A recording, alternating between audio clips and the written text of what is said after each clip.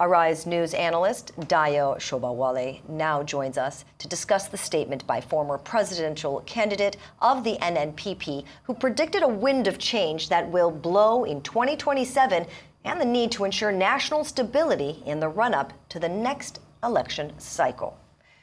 Good to have you on the program. I would love to ask you. Thank you so much for saying so. Yeah. I would like to ask you about Kwankwaso's recent statement, wind of change, that would occur in 2027.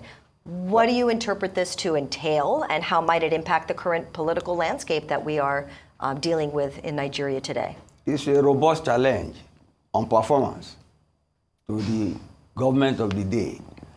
Perform on improve poverty, insecurity, hunger,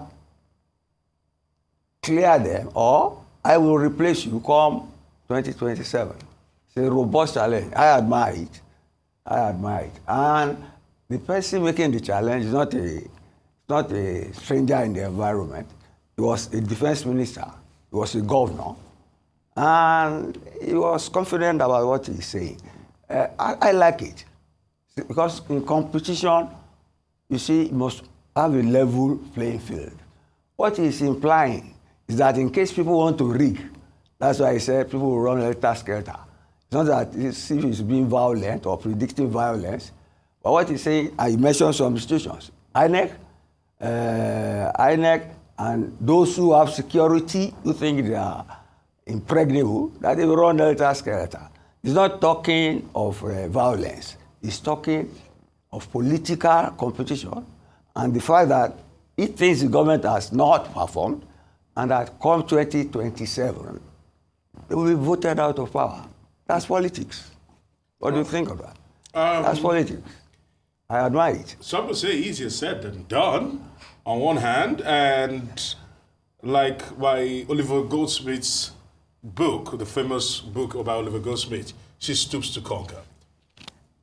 There was supposed to be a political alliance that never materialized between NNPP, Labour Party, and maybe even the PDP, as the case may be. And some are saying that might just be the only way out to be able to unseat this Belmont, that is the APC and the Bola Tinubu government. Yes. So the question now is, can they do what is necessary to form an alliance, or do you think they have the numbers? Talking about Peter will be here, talking about maybe an Atiku, if he's still interested in the political game, and Rabiu Kwankwaso with the NNPP. Are they strong enough to go against the Tinubu machine as it is right now? That is your own imagination. You get me? Kwankwaso is going solitary for now. That is what he's saying. That this party, NNPP, is the only party that can dislodge the present government. Whether they form alliance later or had plot to form it before, that is not the issue here. The issue here is that Kwankwaso, whose party controls only 2 states. Exactly. Saying, let us face the issue on the ground. His party controls only 2 states. Yes. And for any political party to be registered, it has to be to have representation in 2/3 of the states of the federation. Yeah. But if a guy says because he controls 2 states, is going to remove the government, not violently, but in the election, that he's entitled to his fancy. He's entitled to his fancy. And I admire him for that. To me, you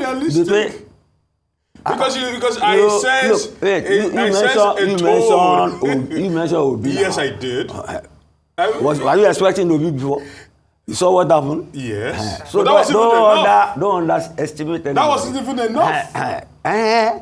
What he is saying is so now. He's not a novice as a politician.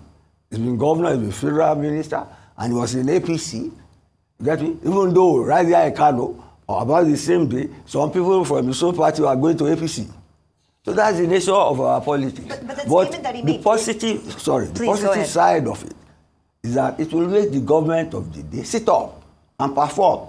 And that is good for democracy. That would imply that it's not a performative statement. It has substance. He plans to action it. It's not like he is trying to point out. It's not realistic, but not necessarily unrealizable. On paper, It may not look realistic, but as I mentioned Obi, you get me? Obi got a third of the vote in the whole country, literally. He came third. Yes. So don't throw off Kwankwaso, because he has a great movement in Kano, the Kwankwansia movement.